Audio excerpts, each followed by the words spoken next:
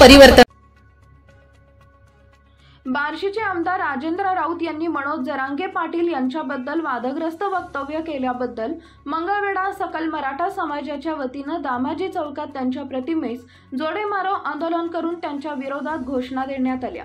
आमदार राऊत यांनी मराठा आरक्षणासंदर्भात विधानसभेत आवाज उठवण्याऐवजी प्रसार माध्यमांसमोर समाजामध्ये असंतोष पसरेल अशा प्रकारचे वक्तव्य ते वारंवार करत आहेत।